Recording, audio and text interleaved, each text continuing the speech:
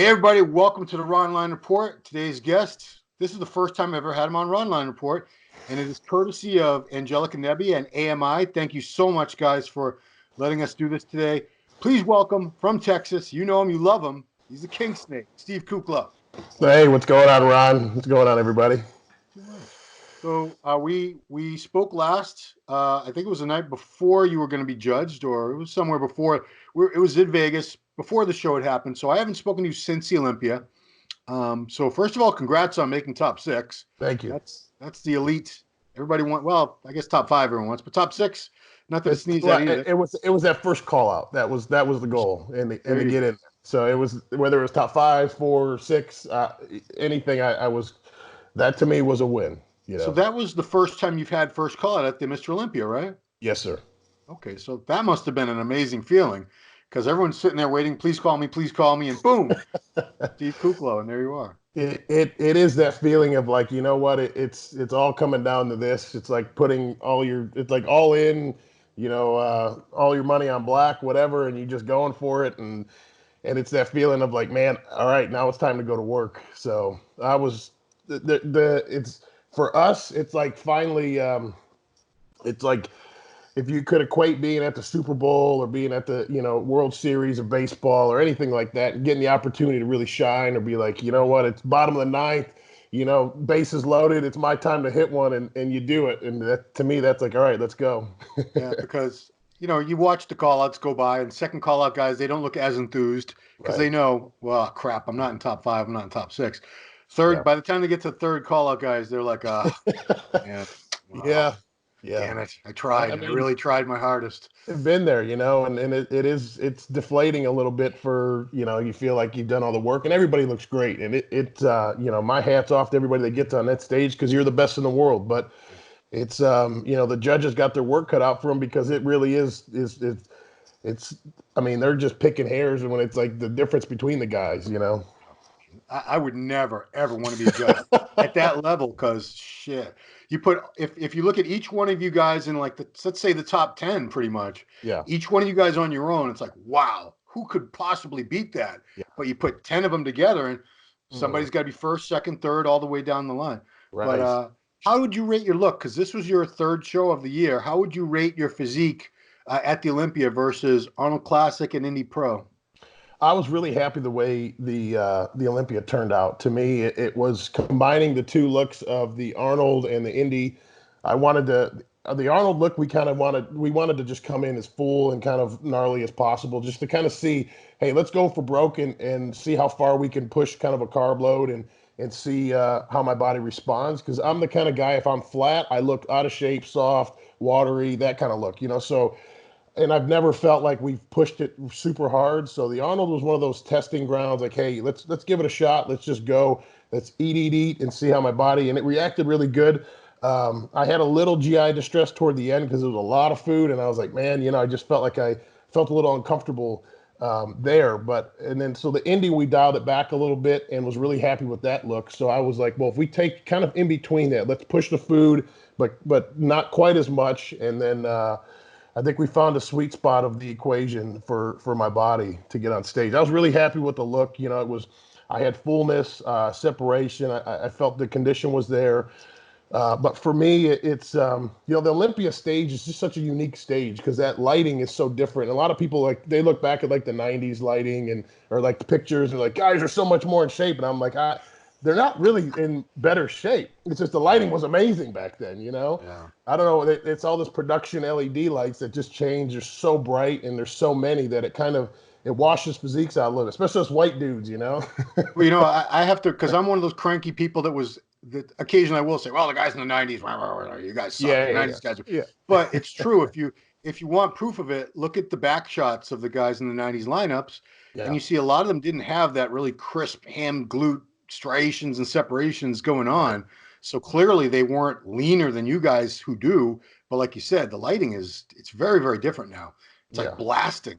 It's merciless. It really is. It not always accents the physique or shows the depth of different separation and stuff like it did in the 90s. I mean, I think in that lighting, guys could probably walk out at 4 weeks out and look pretty gnarly nowadays. I'll tell you, if you've seen the pictures of that pro Ironman show that used to be in California a week before the Arnold Classic, dude, Yeah. everybody looks spectacular in those lights. Yeah. Guys could be smooth as, geez.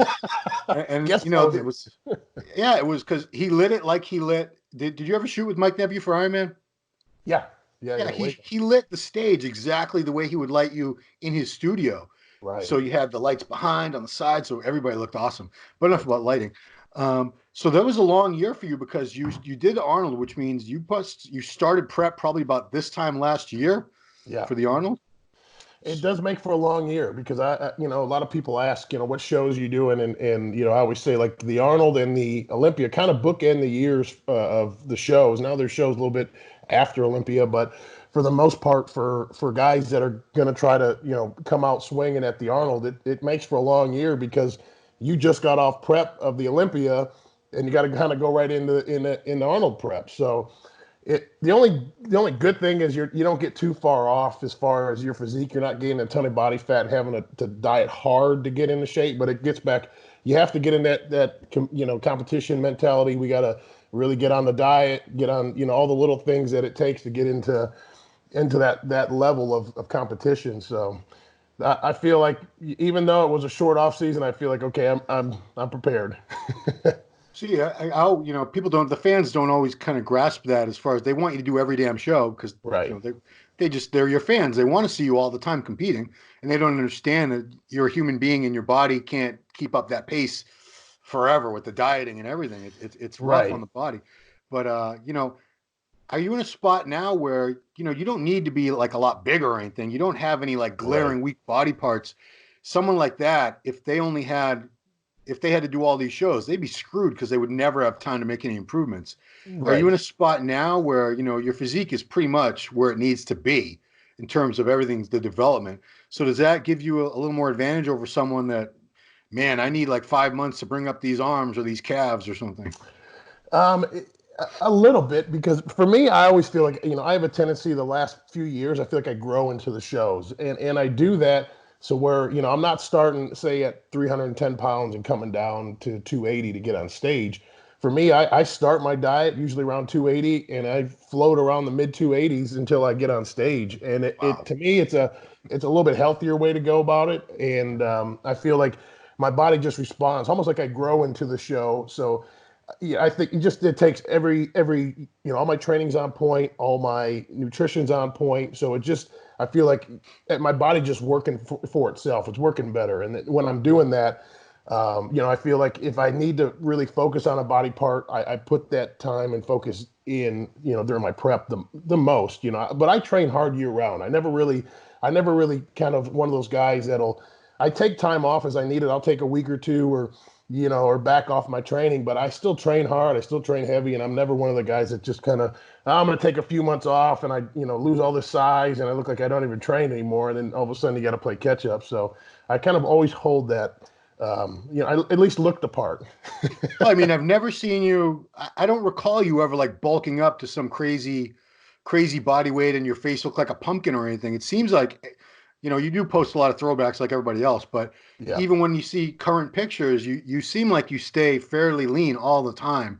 You don't let your body weight get up any, what's your body weight max that you allow to yourself before you dial it back? Probably high 290s, maybe 300-ish. I've been, and it's not that hard for me to get there if I really start, try to push food. But and I still hold that in the 290s pretty comfortable. I'm not like out of breath and can't maintain. I have that athletic background, and that helps too. I have a bigger structure, bigger frame, so I'm not a guy that was 180 pounds, big as I could be, and all of a sudden I'm 300 and my heart and lungs aren't made for that, but I feel like I could hold my own at 280, I mean, just to put in perspective for these people, when you were 18, 19 and winning the teen nationals, you were a heavyweight we were like 215, 212 Yeah. already at Yeah. that age. Yep. Yeah. So it's not like you were meant to be a pipsqueak. And just to let people, you did play semi-pro hockey. You almost went pro in hockey, Yeah. correct? Yeah. I was exactly, I was, I played football. I probably could have either went to college, played football or hockey. Kind of I pursued as far as I could have really went, but I had that passion for lifting, and I always loved.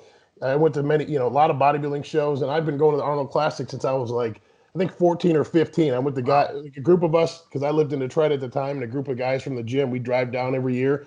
So I mean, I've been going to the Arnold Classic for like 18, 19 years now. So it's been a lot of years.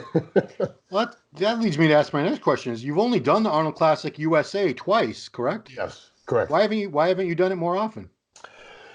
I think because of kind of how we talked about at the beginning of this, doing the Olympia, I've done Olympia 5 or 6 times now, but it always is such a quick turnaround to get into prep again. So I was always like, I'm going to give myself a little time and then figure out and game plan for maybe a show middle of the year, somewhere like New York Pro, where I did several times. And then, I did Europa before when they had the bodybuilding, the Cal Pro, Arnold Brazil. So it was always early in the year for me, but actually I took some advice from my dad, who actually is one of my best critics, because he's a no BS kind of guy, and he's the kind of guy, either you're first, you're last kind of thing. So for him, he's always like, you got to do the Arnold Classic. You got to do the Arnold Classic. You got to be on the stage with the big boys. And you're a little bit intimidated as more of a rookie to kind of say, I mean, Olympia is intimidating itself, but you want to do good at the shows you go into. And you can't really cherry pick shows as you're progressing and say, oh, I'm going to do this one because nobody's going to show up. So, I go in every show now just with confidence and say, hey, I got an opportunity to win this, and I think I can. And just have the right mentality and confidence going into it, knowing that I did all my homework, trained my ass off, and able to show up looking good. I think like this year was the first year I felt like I finally belonged. Like, when I went in that top 6, I was like, you know what? I feel like my physique is there. I'm there, muscle maturity, and even mentally there, where I'm like, you know what? I could go there and win and feel like I'm mature enough to carry that throne, Yeah. So going into the Arnold, it is, it's to me, it's on par with the Olympia as far as having a show that gets as much exposure, credibility, and usually the Arnold sets up kind of the Olympia going forward. I mean, Brandon won the Arnold and he won the Olympia. It's happened many, many times, actually. Yeah. In the same year, the guys will win both. But, the guys who want to win the 2020 Indy Pro are probably wondering, I hope Steve doesn't do that show again, because there's only been two Indy Pros, right? Correct. And you've won them both.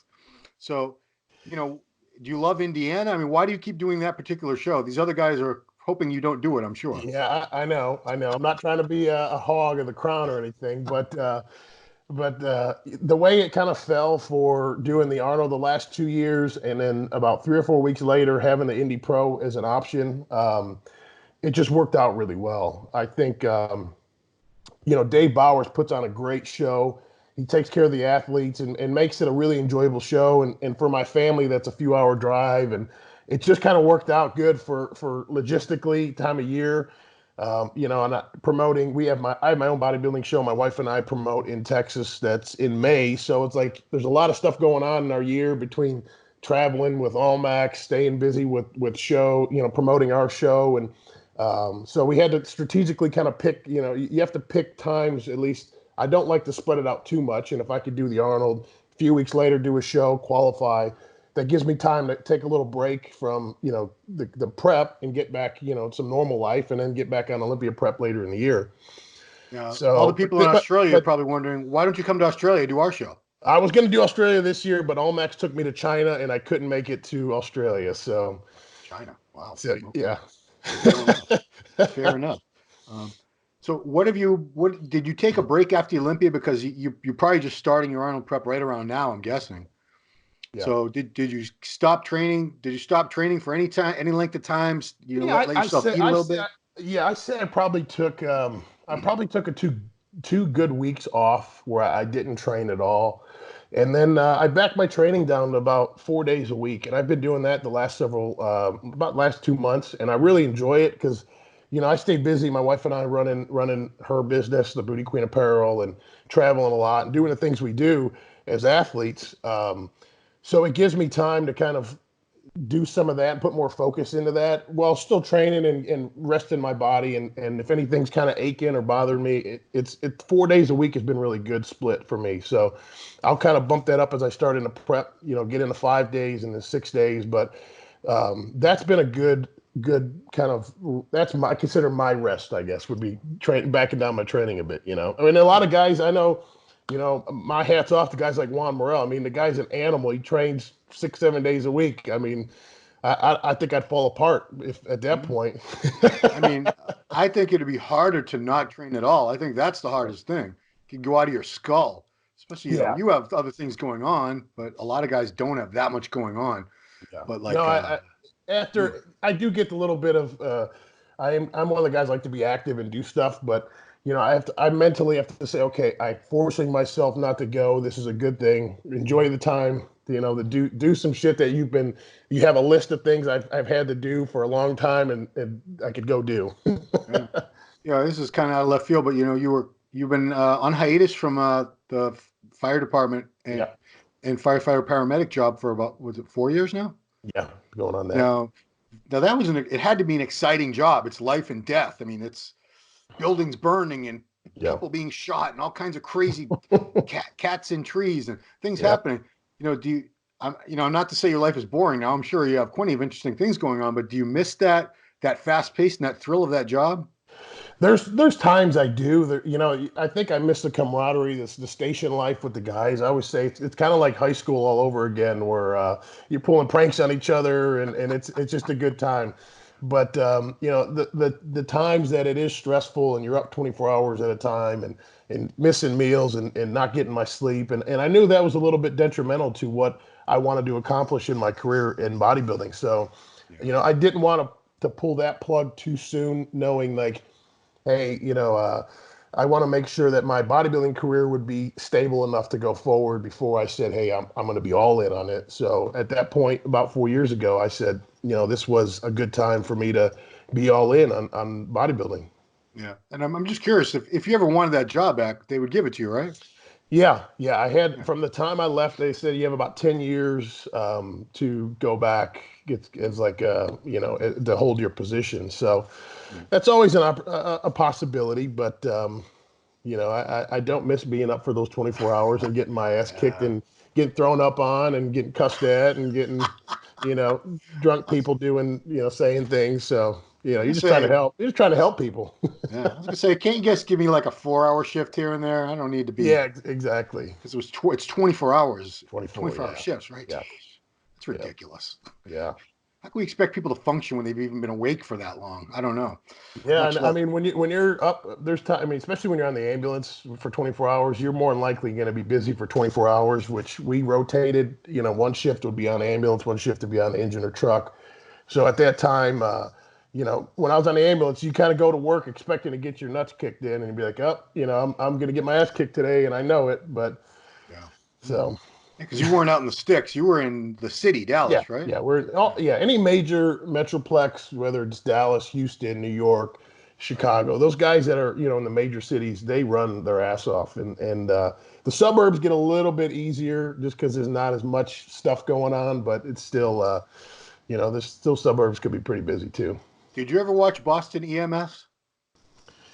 Not Boston EMS. I watched that. Okay. Yeah, I've been watching. I watched some of that live 911 live or whatever, or police. That's a pretty good little show. No, I only bring it up because my brother-in-law Miguel was on that show for a while. He's still on. He's been with Boston EMS for 20 years. Yeah, 20 years now. But yeah, cool to see him on TV. Yeah, what's funny that I still have a video up on my YouTube, which I haven't uploaded anything to that in years. But the number one video, and I still get notifications from troll comments, was you curling the 100-pound dumbbells. That was like 8 years ago. Yeah. That was 2011, and people are still. It's got like 3,000 comments. It's awesome. Got almost 600,000 views. That's hilarious. And then I saw you put one on your channel a few years ago with 110 pounds. Yeah, even heavier. Didn't get as many views. No. People only watch mine because they want to rip on it for every. Yeah, exactly. They can keyboard warrior it. But we were talking at the Olympia, and you said, "I hope you still work with Geena Davis as a trainer." Yeah. Okay, good. So I neglected to ask you because we had so much talk about the Olympia. Does she actually train you in the gym, or does she give you workouts to follow? A little bit of both. She is in Oklahoma City, which is about 3 hours from Dallas. So she comes down, especially when we're prepping. I like to try to about 2 times a month at least try to get, whether I go there, she comes here and spends a weekend where we go through, just some things we really want to work on, body parts, posing. So for me, it's a hands-on trainer, and it'd be the first at that level. The one thing about Geena that is great is, as a female, I think females just have a tendency to care more than guys and show a little bit more attention. So, not that I need my hand held through prep or anything like that, but she, when it comes time for her competitors, whether it's an amateur doing a local Texas show or something, or whether it's me, I know she puts on a full 100% toward that person, and I saw it before I prepped with her. So that was really the main reason why I decided to go with Geena, because her track record was really good. She's very intelligent, and I knew that it would be somebody I trusted going forward. That cared. Right on. Does she handle your diet too, or no? Yeah. She does training. Wow. She does training and diet. So she's got a good. Because she was just doing my training when I was working with George, and when George was sick, I was keeping her updated, kind of what I was doing with diet, so she can marry my nutrition with my training. But now that she does both, it really works together, because there's a lot of times where we'll do a 3 to 4 week blast of whether it's high intensity or kind of a lot of drop sets, it's super high volume stuff, where she'll bump my food up through prep, and then as we kind of lower the volume down, we'll change it up a little bit. So it's good that she knows all aspects of my prep. Yeah, I mean, I don't want to give her too much credit, but I do want to say your physique has been, it's getting to a point now where you're looking now the way I always wanted you to look. I was like, oh, when's this guy ever going to get this and that? First I was like, his chest and his back. When is he ever going to get his chest and back? And then you got that. I was like, oh, when is he going to get more separation and graininess? And you got all that now. It's coming. It's coming. It's that now I'm hitting that. I feel like you said, I'm kind of finding my own, hitting my stride. Being 34 now, I'm still young in the game, considering some of the dinosaurs that are on the stage. How dare you? Poor Dexter just heard that. Yeah, I know. I love the guy. He inspires me daily. Yeah, but with your physique, when you look at it, what do you still want more of? What are you still looking to improve on at this point? I think my calves could be one that I really try to work on. And shut up. No, you can't see his calves, people, but they're like 23 inches. I put up a post today on Instagram, my story. I said, hey, I'm doing some Q&A stuff. Ask me some questions. And people are like, do you work your calves? Or how do you work your calves? So I get a lot of those. So I guess I need to do more calf training tips or something. But for me, I train everything hard. I don't really either not train something or train something extra just to say I need to improve it. But because I feel like everything for me over time has kind of come together, and I would agree that my chest and back has been a little bit on the shallow side for my physique, and I think it has come up over the last few years. And I attribute that to my training style. I think a lot of, I kind of looked at it before I started working with Geena. I said, there's really 3 major things that you can look at when it comes to getting in show prep ready or changing your physique. And it's going to be either nutrition, supplements, or training. And nutrition, there's only so much you can do when you're prepping or trying to. You only can eat so much. I mean, realistically, right. Supplements. Again, you can only. For me, I take a little bit smarter route. I'm not going to push myself to certain levels. Yeah. So to me, training was the only other thing that I really didn't change as much as I maybe should have or could have. So she, threw a wrench in my training, changed some stuff up completely, and that's where I feel like my physique really said, okay, I like this. I like to change. I'm going to adapt and grow a little bit. So, and then, yeah. Absolutely worked. Well, speaking of supplements in general, how long have you been with AllMax Nutrition now? We're going on like 5 years coming up. Yeah. So you must like this company.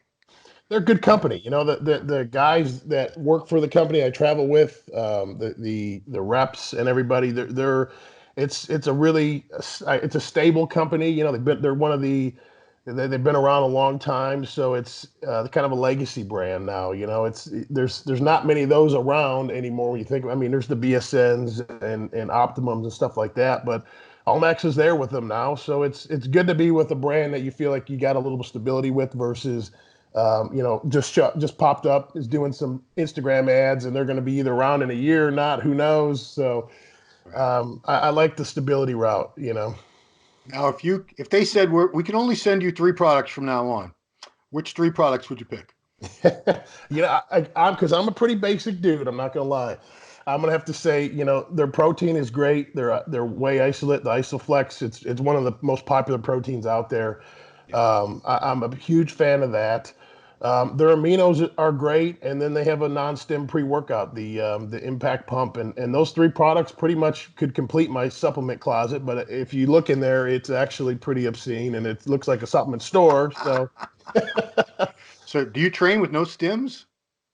I'm not a stim guy. I Wow. even during prep, I mean, I really have to be dragging ass to go ahead and you know, take a pre-workout with stim. And there's a few times during prep I do, but for the most part, you know, I like that just you know, non-stim and that way when I get home, I'm done training, I can pass out. I am out. Like I want to sleep. You realize like 90% of people who train are addicted to stimulants, right? I know, and it's not good. It's really not. You know, like there's a lot of, because it is one of those you need to take more and more and more, and you know, there is aspects to having stim that are beneficial and it does help your training, but I've just done it so long without that I'm a creature of habit. Well, good. God bless you, man. I don't know how you go on.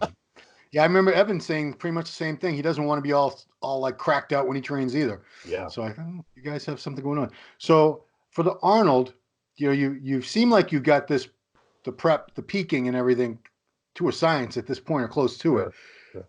What are your goals as far as how do you want to look at the Arnold versus how you looked at the Olympia?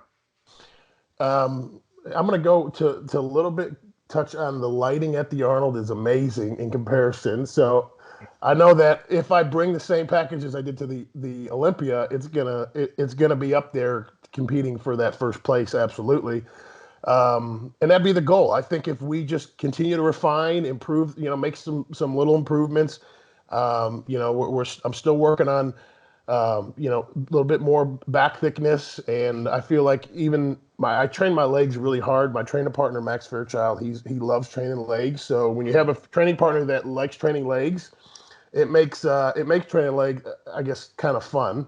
Yeah. So it's a challenge. We push each other really hard, and I feel like my legs have even come up some. So I think those little things are going to help separate my physique from, or you know, showing the improvements and from the other guys in the field. Yeah, because you know you do have 5 pro wins, which is nothing to sneeze at. But Right. I know you want one of the big two. You want an Yeah. Arnold, Ohio, or you want Olympia. I'm sure you want them both. Of course, Sure. Sure. you want multiple of both, of course. Why else? This is your job. This is what you do.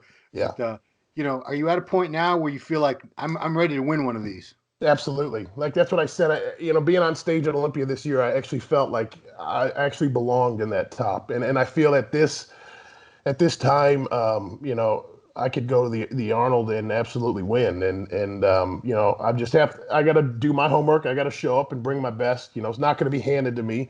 No. I think too many people think shows are handed to people, but you got to come in looking great, and then you know, you got an opportunity to take it. Yeah.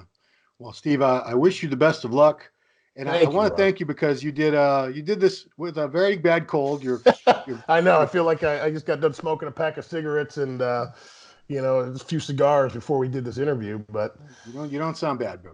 yeah, Trust me. I've talked to some people who sound like a frog that just threw up or something. right, But right. you know, good luck in your Arnold prep. I know it's just Thank you. starting, but you know, Yeah, I know you're going to bring it. Like you say, you're one of the guys. I don't have to worry about Steve, like Cedric. I love Cedric's physique, but I never know. Is Cedric going to be in shape? I don't know. We don't know. I never wonder that about you. I know Kuclo, one thing he's going to bring, he's always going to bring condition. He's going to show up looking right the way he's supposed to. you know, So, just to comment on that, you know, because a lot of guys, especially with social media nowadays, it seems like everything people post aren't always date accurate, meaning somebody may post a picture saying, you know, 4 weeks out of the Arnold, it may have been a week out of the Olympia last year, you know, and it tries to mess with people, and then people like they run with it, and then everybody's like, oh my God, the guy looks amazing. So, you know, I typically don't do that. I like to keep pretty accurate timetables of where I'm at, but you know, for my physique is kind of one of those that really just it cruises through that 8, 6, 4 week out period. It's kind of the same, and all of a sudden it just it clicks, and it's like, boom, there it is. Okay, we're ready. You know, so I've just kind of learned to live with that through. You know, there's some guys again at 8 weeks out that do look insane, and they look like they're ready to step on stage at 8 weeks out. But for me, it just that last 2 weeks, everything just hits, and you know, like you said, it's my consistency is pretty good, and I think I finally figured out the equation to bring that last week in and dial it in. And that's when it counts, everybody. 8 weeks out is not the show. The show is the day of the show. Even a week out, it doesn't matter how you look. It's the day of the show. It's funny how you mentioned that the people do post these old pictures to mess, but then you get all these fans that are like detectives. They're like, hey, he's got too much beard. Look at his hair here. There's no way he could have grown his hair this much.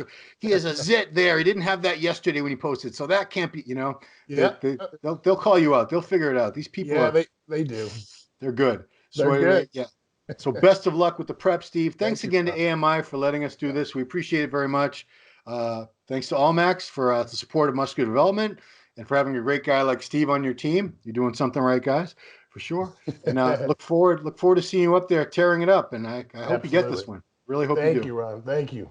I appreciate it. And hopefully we can do another one of these coming up for the show. And then maybe after the show, we can have a little celebratory snake pit party video too. Hey, I want to party in the snake pit, man. That place looked like it was getting prepared for some shenanigans. I can tell you that.